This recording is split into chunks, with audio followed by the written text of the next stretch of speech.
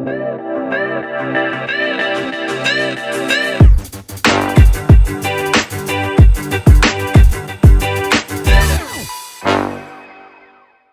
šiandien pakalbėsim apie tai, kaip reikia elgtis, kai mūsų vis dėlto kontrolės priemonės turimos nesuveikia arba dalinai nesuveikia ir incidentas atsitiko, ne?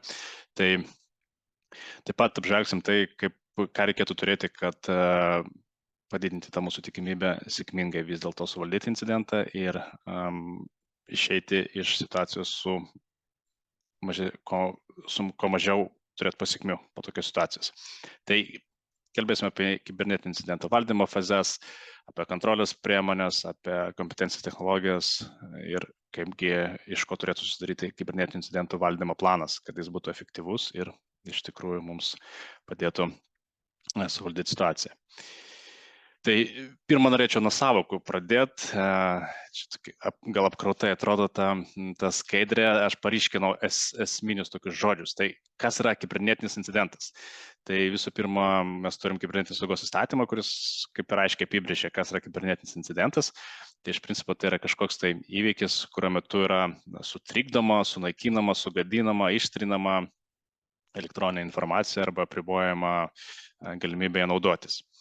Šiek tiek trumpiau ir paprasčiau tą kibernetinį incidentą sąvoką aiškina NIST, tai jis sako, kad iš principo, kai yra poveikis informacijos vientisumui, konfidencialumui arba prieinamumui, reiškia, mes jau turime incidentą, arba yra politikų arba įstatymų pažeidimas kažkoks tai.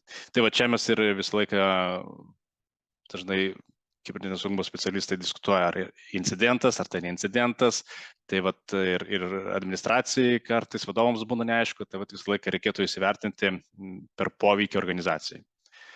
Ir yra 3 tos dedamosios, per kurį mes galim nustatyti tą poveikį ir ar jis yra. Ir jeigu jis yra, tai ko gero taip mes turim incidentą. Aišku, jis gali būti nežymus, jis gali būti šiek tiek turintis didesnės pasekmes.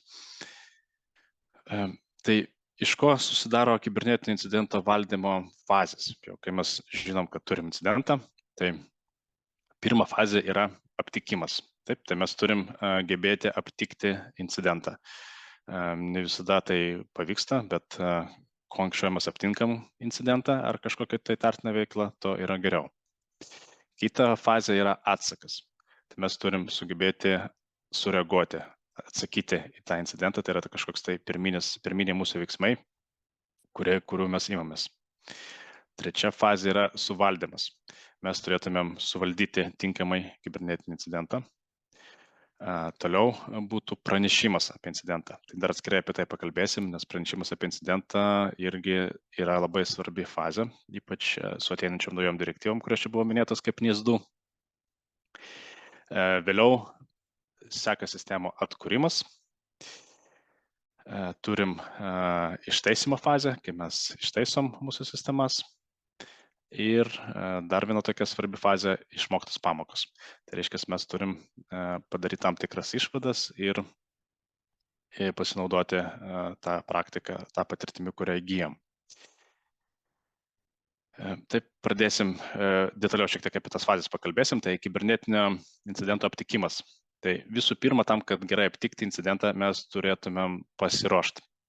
Ir turėtumėm įsivertinti rizikas, įsivertinti galimus atakų vektorius, užduoti klausimą, kodėl mes kaip organizacija galim būti įdomus kažkam tai, dėl ko mus gali atakuoti, kaip išnaudoti, ne? Tai mes tokį pasidarom, įsivertinam save ir galbūt mums tada bus paprasčiau atsakyti klausimą, kaipgi mums reikėtų gintis ir ką mums reikėtų stebėti ir kas gali būti prieš mus panaudota. Ir aišku, aptikimui mums be abejo reikalingos technologijos. Tai čia yra klasikinis technologijų rinkinys, nuo kurio reikėtų tikrai pradėti ir šiais laikais turbūt yra būtinas turėti. Tai naujos kartos ugnesinės, naujos kartos antivirusinės sistemos arba EDR sistemos, kitos automatizuotos sistemos tokios kaip SIEM, kurios atlieka automatinės analizės ir koreliacijos veiksmus ir kuria automatinius pranešimus administratoriams ar saugos specialistams ir kurie gali paskui reaguoti. Ir be abejo, negalim pamiršti vartotojų. kartais, kai mūsų sistemos neveikia, tai suveikia vartotojų budrumas ir vartotojai mums gali pranešti, kad štai matau kažką įtartino, arba gavau kažkokį keistą laišką, arba mano kompiuteris keistai pradėjo elgtis, nemačiau tokių lentelių, arba negaliu kažko padaryti, ką galėjau padaryti vakar. Tai tokius pranešimų irgi negalim ignoruoti ir turim vėlgi turėti, kaip sakyti, specialią kažkokią tai priemonę, kaip tiems vartotojams būtų lengva apie tai pranešti. Nes kartais vartotojas nežino, kam aš turiu paskambinti, pranešti. Tai mes turim juos edukuoti, paaiškinti, kad tokiu atveju jūs turite elgtis būtent taip ir taip informuoti. Toliau einam prie kibernetinio incidento atsako. Tai kai jau detektavom incidentą arba įtartiną veiklą, mums reikia ištirti. Ne? Tai šitoje vietoje jau įsijungti turėtų specialistai, kurie turi kompetencijas ir valdo tam tikras technologijas ir gali atlikti tam tikrus veiksmus. Dažnai, tai aišku priklauso nuo organizacijos dydžio, čia yra irgi šiek tiek tokia problema, nes kiekviena organizacija gali sau leisti turėti tokias dedikuotas komandas, bet patarimas būtų formuoti tokias komandas iš esamų specialistų ir iš anksto priskirti tiems žmonėms tą rolę, kad jie žinotų, kad jie yra atsakingi ir jeigu vyksta kažkoks tai incidentas arba įtariama, kad yra incidentas, jie turi imtis tam tikrų veiksmų. Tai tokios komandos yra tarptautinė tokia pavadinimai kaip CSIR, tai yra Computer Security Incident Response Team arba SOC, tai yra Security Operational Center komandos, kurios stebi, reaguoja į incidentą ir imasi veiksmų. Vėlgi, tie žmonės turėtų būti specialiai apmokyti ir paruošti tiem dalykam ir turi reguliariai treniruotis. Nes jeigu žmogus daro kažką pirmą kartą, tai natūralu, kad jis užtruks labai ilgai ir rezultatas bus ko gero prastas, bet jeigu žmogus yra pasiruošęs, tada rezultatas tikrai bus geresnis. Ir šitų komandų ir šitos fazės tikslas yra apriboti incidento poveikį. Tai yra, matom, kad vyksta incidentas, dabar mums reikia padaryti taip, kad jis neišplistų per visą organizaciją. Ir čia nėra taip paprasta, kaip atrodo. Kartais, jeigu tai yra paprasta kompiuterizuota darbo vieta, mes galbūt galim ją paprastai izoliuoti, atjungti nuo tinklo, bet jeigu tai yra serveris arba serverių klasteris, kuris atlieka realiam laikė kažkokius tai funkcijas ir teikia paslaugus verslo ar klientams, tai mes turbūt paprastai taip negalim tos serverių išjungti, atjungti, nes bus didelė labai įtaka. Tai vėl, čia reikia kompetencijos, turi būti pritraukti kiti specialistai greitai ir mes turim gebėti tą kažkaip tai suvaldyti kitokiais būdais.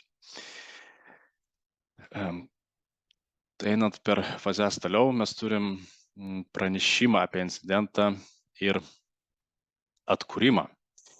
Tai, kaip ir minėjau, pranešimas irgi yra labai svarbu ir jau šiai dienai mes, kai kurios organizacijos yra stipriai reguliuojamos ir visą laiką, kai atsitinka incidentas, mes turim prievolę pranešti apie tą incidentą. Pranešti turim kaip minimum policijai, nacionaliniam kibernetinio saugumo centrui.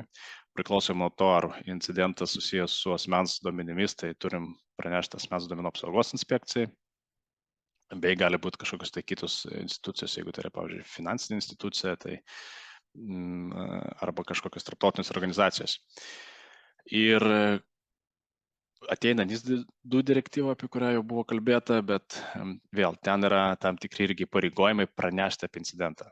Ir netiesiog reikia pasakyti, kad mes turim incidentą, bet pranešti apie tai kvalifikuotai. Tai yra su tam tikrų aprašymų, su tam tikrų tyrimų, kad ir tam tikrą ataskaitą pateikti. Ir vėliau, ištyrus incidentą, reikia pateikti pilną ataskaitą, detalę su visų poveikiu. Taigi čia vėl nėra toks lengvas darbas, o laiko duodama visai nedaug. Nors atrodo valandų gal ir daug, bet kai incidentas vyksta, tai tikrai yra mažai. Taip pat reikia čia įsivertinti, kokį statusą turi organizacija. Ir čia vėl patarimas yra iš anksto turėti tą komunikacijos planą. Tai yra visų pirma turi būti ir paskirtas žmogus ar keli žmonės, kurie už tai yra atsakingi ir jie turi irgi žinoti, kam jie turi pranešti, su kuo bendrauti. Taip pat galima iš anksto aptarti, kaip bus bendraujama, ar mes kalbėsim tik su institucijom, ar tai čia bus ir mūsų klientai, partneriai. Jeigu, tarkim, yra incidentas susijęs su klientų duomenimis, tai kaip mes jiems pranešim, kokiu būdu, kiek informacijos pateiksim, kaip greitai ir panašiai.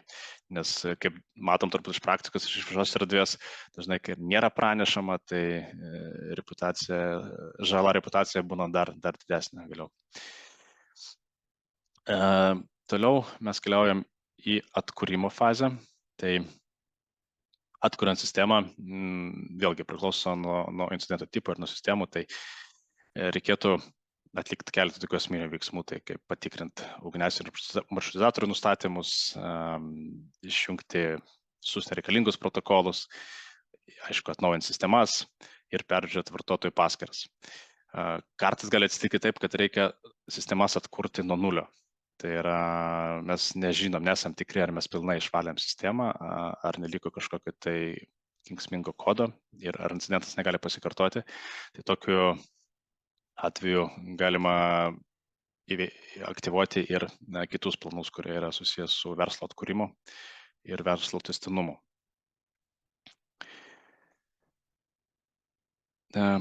Ištaisimas ir išmoktos pamokos.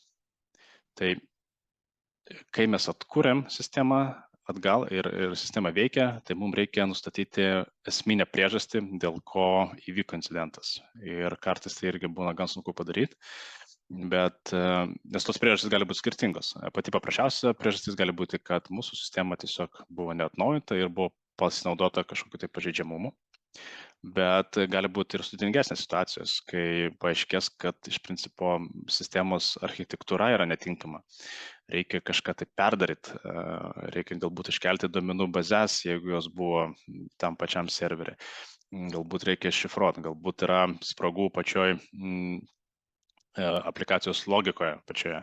Tokiu atveju mums reikia perdaryti ir galbūt aplikaciją. Ir tokiu atveju tas ištaisimas pasidaro daug sunkesnis ir kažkokius turim laikinas papildomas saugumo priemonės taikyti, kad sumažinti pasikartojančių incidentų tikimybę, bet vis dėlto turim ištaisyti tą sistemą. Tai turim vėlgi atlikti pakeitimus, juos uždokumentuoti ir peržiūrėt, kągi mes galėjom pagerinti, ką galėjom padaryti kitaip. Tai ir čia apima viską, pradedant nuo incidento aptikimo, mes turim peržiūrėti, kasgi atsitiko, kad mes neaptikom to incidento pačioje pirmoje fazėje. Mes turim peržiūrėti, kaip greitai mes pastebėjom, kaip greitai sureagavom, ar mums užteko kompetencijų, technologijų, ar visi žinojo, ką daryti, ar greitai vėlgi, kaip greitai tą atliko savo užduotis. Ir aišku, galutinis tas tikslas, kurį turėjome atėti, kaip mes suvaldėm ir atkuriam sistemą. Ar tai vėlgi atitinka lūkesčius, kurios mums kelia mūsų aukščiausia vadovybė dėl verslo tęstinumo ir atkūrimo. Tai visą tai mes turime vėlgi įsivertinti ir grįžti atgal ir padaryti tos visus reikalingus pakeitimus, kad kitą kartą mes galėtumėm atlikti viską greičiau ir efektyviau. Šiek tiek norėčiau, aišku, pakalbėti ir apie kontrolės priemonės, kokiasgi galbūt reikėtų taikyti ir turėti ir vėl pagalvojus, ar jos, aišku, tinkamos kiekvienai organizacijai. Tai kontrolės priemonės mes galėtumėm išskirstyti į tokias dvi grubės kategorijas, tai yra preventyvios kontrolės priemonės ir detektyvinės kontrolės priemonės. Tai preventyvios priemonės jos būtent ir atlieka tokią funkciją, kad neleidžia incidentui atsitikti. Jas užkardo tą veiklą. Ir čia mes galim pradėti nuo tokių kaip priemonių, kaip tvoros ir spynos, kurios atrodo nesusijusios su kibernetiniu pasauliu, bet jeigu mes kalbam, pavyzdžiui, apie duomenų centrus ar apie patalpas, kuriuose talpinamos yra sistemos, tai jos tampa gan aktualios. Ir aišku, tokias priemonės kaip šifravimas, vėlgi tos pačios ugnesinės ADR IPS sistemos ir labai svarbu vėlgi viena iš svarbesnių tokių preventyvių priemonių, tai saugumo mokymai. Saugumo mokymai personalui, vartotojams ir saugumo mokymai be abejo administratoriams, inžinieriams ir kitiems darbuotojams, kurie atlieka tam tikrus veiksmus su informaciniam sistemam ir turi privilegijuotas kažkokias tai prieigas. Kita grupė detektyvinės priemonės, tai yra vėl pradedant nuo fizinės kontrolės tokių priemonių kaip apsaugos darbuotojai, judesių davikliai, stebėjimo sistemos ir baigiant Vėlgi, kitokiams sistemos, kaip pavyzdžiui, medaus podai, ID sistemos, turim stebėti vartotojus, galbūt galim vėlgi čia naudoti automatinės stebėjimo kažkokias tai sistemas, kurios stebi vartotojų elgseną ir pagal tam tikrus baseline'us gali pastebėti nuokrypius nuo tos standartinės elgsenos. Ir čia vėl galim gauti tam tikrą indikaciją.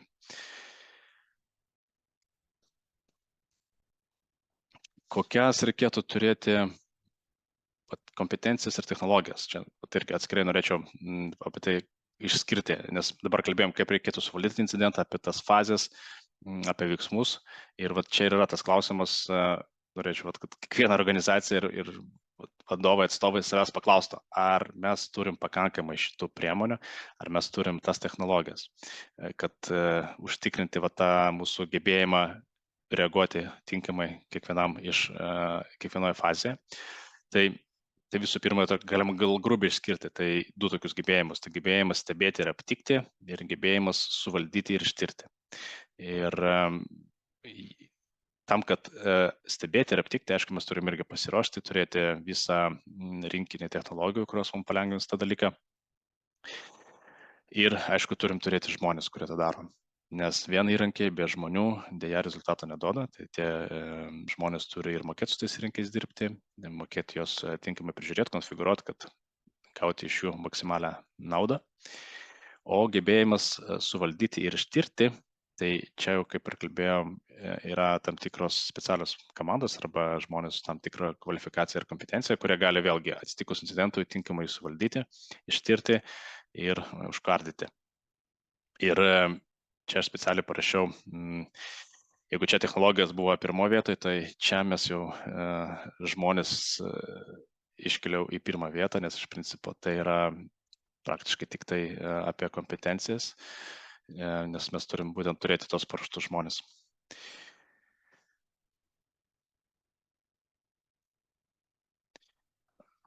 Kibernetinių incidentų valdymo planas tai būtinas dokumentas, kurį reglamentuoja ir kibernetinio saugumo įstatymas ir įvairius kiti standartai kaip ISO ar NIST. Ir kągi mes turėtumėm tame plane turėti. Galbūt iš karto galėčiau pasakyti, kad tai nebūtinai vienas dokumentas, čia gali būti visas dokumentų rinkinys arba grupė dokumentų, kuriuose šiaip mes turėtumėm numatyti tokius dalykus kaip pasirašymas ir prevencija. Tai čia yra apie tai, ką kalbėjau pradžioje, apie galimų incidentų tipų nustatymą. Tai mes turim pagalvoti, kokie tai gali būti incidentai. Mes turim įkurti komandą. Mes turim turėti procedūros, kaip pranešti apie incidentą ir viduje, ir kaip mes pranešame apie incidentą į išorę.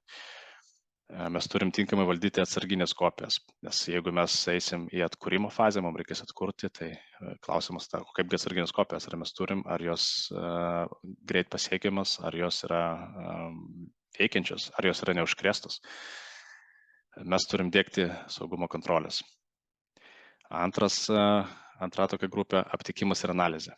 Tai mes turim stebėti visus žurnalinius įrašus. Tai viskas turim rinkti žurnalinius įrašus, juos stebėti ir analizuoti. Aišku, tai turim daryti naudojant tam tikrus saugumo įrankius. Tai čia yra keletas įrankių tokių kaip SIEM, kaip pavyzdys, be kurių mes tų žurnalinių įrašų išanalizuoti nesugebėsim, nes jų yra milijonai įrašų per dieną, jeigu yra didesnė infrastruktūra.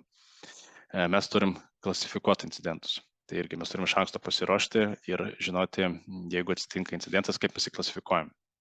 Pagal poveikį, pagal įtaką. Ir čia mes turime būti pasiruošę kitiems veiksmams.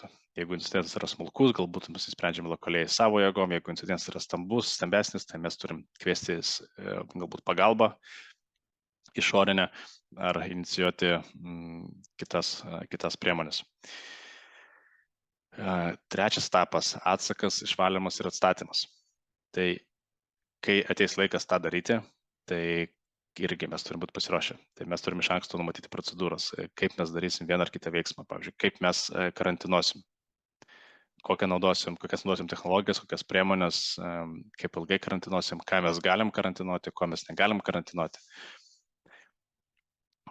Kaip mes išvalysim kažkokį ten grėsmingą kodą iš apkrėstos sistemos.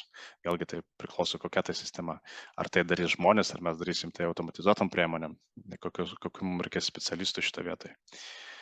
Atkūrimo planas. Tai va čia gali būti irgi visas atskiras dokumentas, kaip mes atkuriam sistemas. Nebūtinai netgi po kibernetinį incidentą. Čia gali būti ir kitokių incidentų, kurie susiję su pavyzdžiui, užtvindinimu patalpų, su gaisru.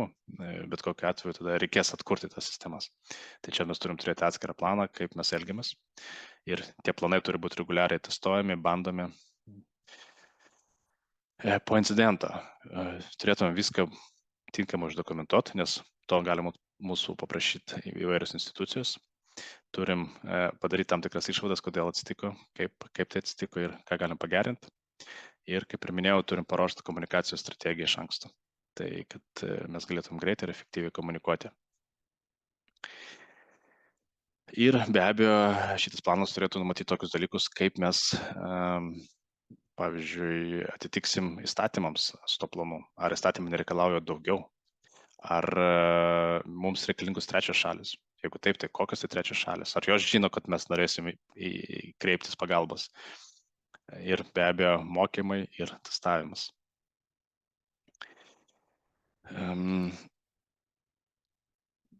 Čia tokį norėjau pavyzdinį dar incidentą, praeit per tokį incidentą, galima sakyti, klasikinėje tai web puslapio užvaldymas. Tai kai vykdoma ataka į web puslapį ir atakos seka būtų tokia, kad visų pirma vykdoma yra žvalgyba, vėliau yra parenkami įrankiai, kaip reiškia išnaudot tam tikrus pažeidžiamumus, kurios rado žvalgybos metu.